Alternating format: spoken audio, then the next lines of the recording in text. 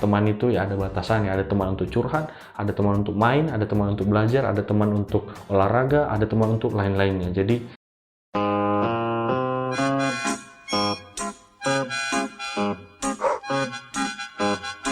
halo teman-teman, kenalin aku Bang Denius. Aku suka ngupload konten perkuliahan dan personal branding mahasiswa, dimana aku upload 2 hari sekali konten-konten seperti ini. Jadi yang suka silahkan subscribe.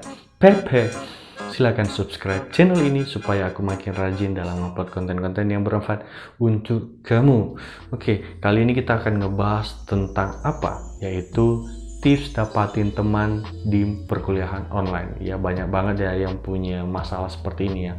Mungkin mereka belum terbiasa gitu mendapatkan teman di masa perkuliahan online gini ya. Mungkin udah biasa dengan kondisi online, terus ketemu teman, pendekatannya dengan cara online ya dari SD sampai SMA mungkin udah biasa, tapi ketika mendapatkan kondisi seperti ini pada bingung gitu. Dan aku yakin ini pasti mahasiswa baru angkatan 2021 gitu, bingung gimana ya, masa iya aku nggak dapat teman gitu di awal semester.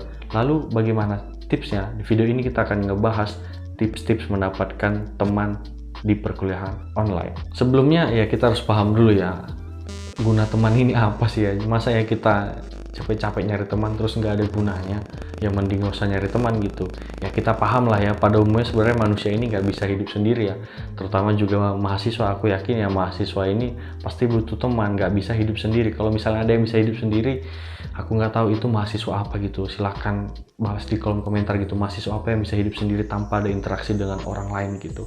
Beberapa manfaat yang bisa kita dapatkan dari teman adalah, ini bukan memanfaatkan teman, tapi lebih tepatnya adalah cara ya bisa dibilang memanfaatkan teman sih. Pokoknya adalah manfaat kalau kita punya banyak teman gitu aja wis ya.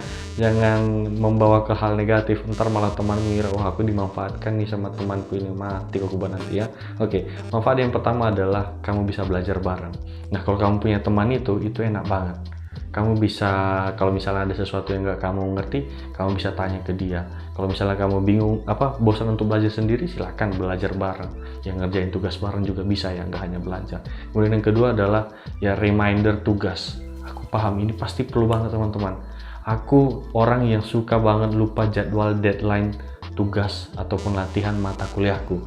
Jadi aku cari teman-temanku yang rajin. Biasanya ya aku add kontaknya, aku add WA-nya. Tiap misalnya ada tugas, aku selalu nanya ke dia, ini tugas ini kapan dikumpulin ya? Nanti tolong ingatkan aku ya kalau misalnya tugasnya mau dikumpulin ya.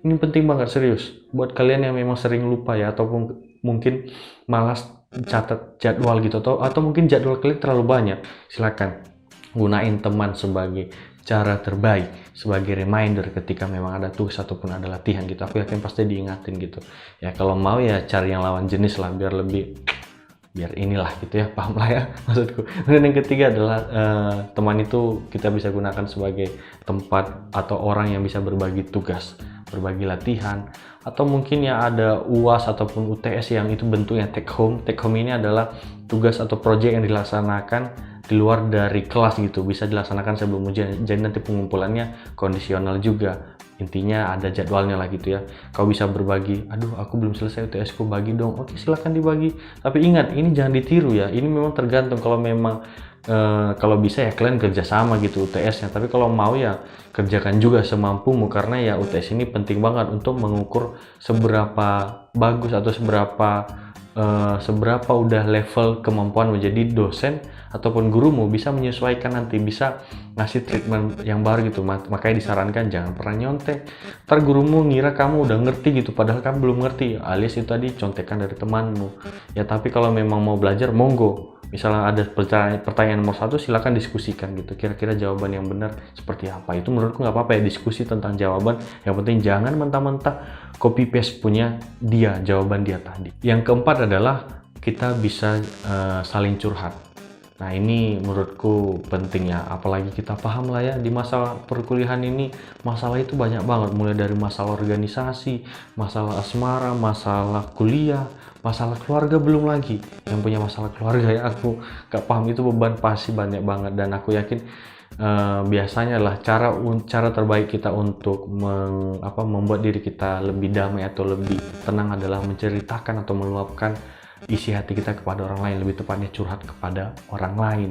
Jadi aku sarankan ya silahkan cari teman yang bisa diajak curhat, tapi ingat, hati-hati, ada teman yang memang itu mulutnya ember atau ember lah ya, ember itu coba difilter lagi mana teman-teman yang bisa kamu ceritakan secara rahasiamu ataupun masalah keluargamu atau masalah yang lainnya. Jangan semuanya teman kau ceritain, kau samaratakan bahwa mereka bisa menjaga rahasiamu, enggak.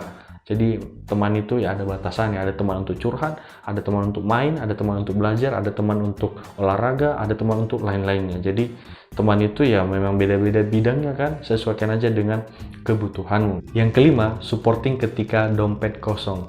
Ya paham lah ya, ini mahasiswa ataupun anak kos merasakan belum dikirim duit dalam akhir-akhir bulan itu sangat-sangat menyedihkan hidupmu ya. Jadi ini fungsinya teman, kau ya bisa pinjam duitnya, teman aku pakai duitmu lah, ntar aku ganti buat makan atau apa. Aku yakin pasti dikasih sih, tapi nggak semuanya temannya.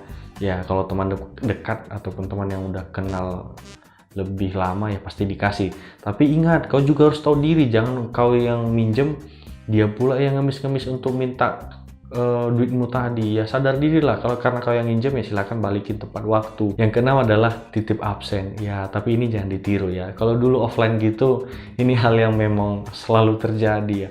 Jadi ya kita bisa calling teman kita kalau misalnya kita telat atau apa, bro izinin aku ya, aku telat, banku kempes bro, aku nggak bisa datang nih, nanti aku TA-in ya. Itu hal yang biasa, tapi tolong jangan ditiru karena biaya kuliah itu mahal.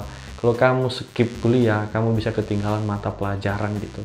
Jadi aku saran ke kau ya jangan pernah ambil inilah TA tadi ya. Kalau memang genting banget urusanmu ya silahkan manfaatin, tapi kalau bisa hindari lah ya TA ini ya. Tapi udah banyak yang nyoba, aku nggak paham kenapa mereka nyoba. Silahkan nanti balas di komentar ya, apakah TA ini sebenarnya ada sisi positifnya atau mungkin ini TA ini nggak ada sama sekali positifnya, semuanya negatif. Balas di komentar. Nah selanjutnya kita akan ngebahas bagaimana mendapatkan teman di perkuliahan online. Tadi kita udah ngebahas manfaatnya. Kalau udah tahu manfaatnya berarti kita pengen tahu caranya seperti apa. Nah ini kita bakal bahas di video part 2. Jadi kalau ada pertanyaan sebelum kita ke part 2 silahkan balas di kolom komentar. Oke, see you di part kedua.